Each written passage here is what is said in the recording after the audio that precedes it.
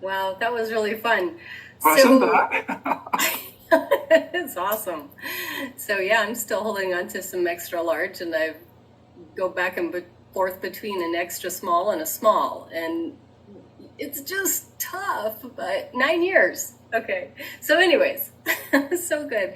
So I don't know if this is the right time to ask this question or not, but something that plagues me, and it kind of makes me think of the resistance, is I'm wondering if you could explain or give us some tools for when you get to that place, or when I'm helping somebody and they've gone back a little bit and they just say it's so much harder the second time around. Because the first time it's exciting and they do really well, and it seems like when they finally see, oh my gosh, I really want to become a healthy person instead of just lose weight, when that wakens, it seems like it's harder.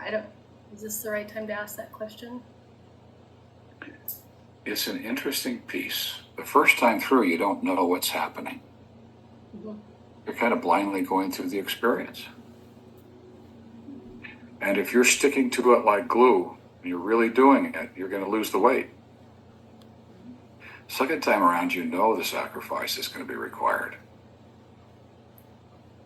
And so there's more of a, let's say 5-1 the first time, and then it's kind of 5-1-ish the second time.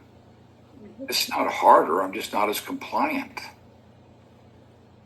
That's the challenge. Because I lost it the first time, then I put it back on. Now the invitation is to shift the habits of thinking and to fall in love with the journey every single pound.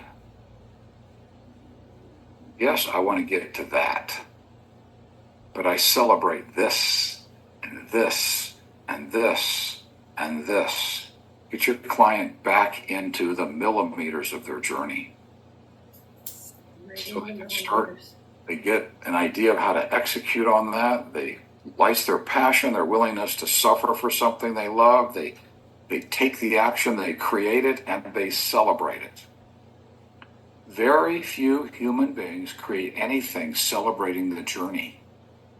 They sacrifice, they grit, they grind, and they get there and they wake up and go, this isn't what I expected it to be. It never is. I think, TJ, I could say, I love the journey more than the outcome. Yeah. When you can love the journey as much or more than the outcome, you can become an intentional creator, not of just your health, but anything you want to create. Anything. Done in millimeters, one at a time. Create it, celebrate it. Create it, celebrate it.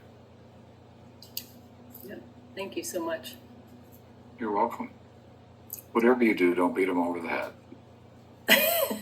No, I can't do that anyway. Let me introduce you to a different journey this time. Put them into the Habit Finder Health, take the assessment, get in the program, get into the win calls, actually start loving the process. Compliance is an outcome of passion. Compliance by itself never generates passion. The work is boring, mundane, burdensome, repetitive, and hard, and unsustainable. But you ignite the passion. Compliance is the outcome. We keep focusing on compliance as the process. No, it's the outcome. I want to fall in love with the journey.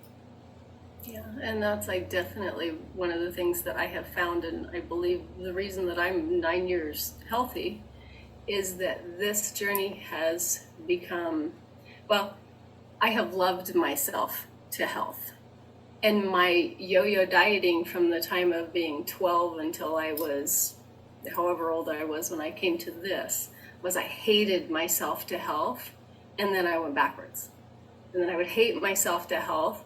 And how many times did I lose that being over 200 pounds down to a healthy weight? But that's definitely what Optavia has awakened in me, that personal development. You know, I'm a personal development coach disguised as a diet coach. Anyways, thank you so much. EJ, I couldn't have been said better. You loved yourself into health. Because if I can step back and be the observer of my body, I'm not my body. This is my body. It carries me around, my life force around. This is my body. I'm going to love my body. I'm going to wake up tomorrow morning. I'm going to plan out my fuelings and my lean and green, and I'm going to have so much fun feeding it the nutrition that it needs to have the experience that I want it to have, because I feel so much better when it does. Now, that's not schizophrenia or some weird psychotics. That is the truth. I am the observer of this, and I'm going to love it to health. I couldn't have said it better. I'm going to borrow your phrase from now on. I'm going to love it to health. And when it gets there, it's going to want to stay there. Yeah. Hate myself to health. I've never heard that before, but it says so much. Beautiful. Thank you. Pamela, jump